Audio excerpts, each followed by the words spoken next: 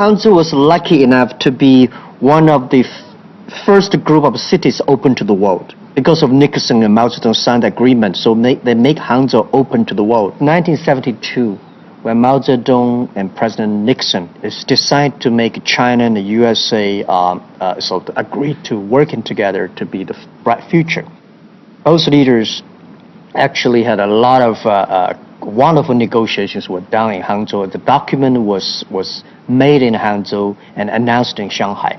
This is historically, it's a very meaningful city, a great city that made the West and the East meet together, made the great leaders of the East and West sit down together, discuss for the future.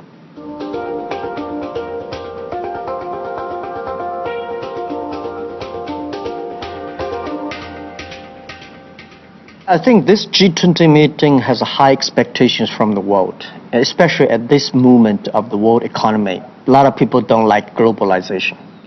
And I personally believe globalization is a great thing for the world. The only thing is that how we can improve globalization to enable more small business, more young people to get involved in.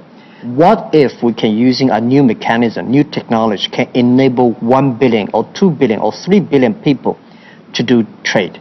EWTP, the Electronic World Trade Platform. We think EWTP should be sponsored and enforced by the business and supported by government.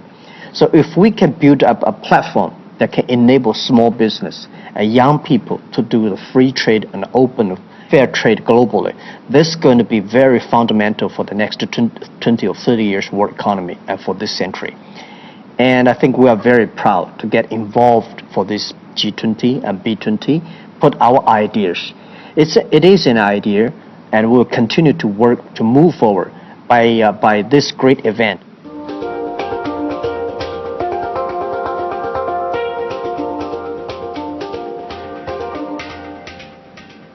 People keep on asking why Alibaba is not in Beijing, why not in Shanghai, in Hangzhou. Not because it is a city that is my hometown, because this city is entrepreneurship. It's so friendly to private sectors, and people here are well educated.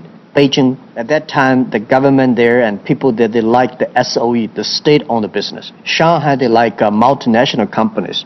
In our city, we like entrepreneurship. We like people from nothing, building it up. So I think we got great talents, we got a good environment, and we got the great culture that is fighting for the future.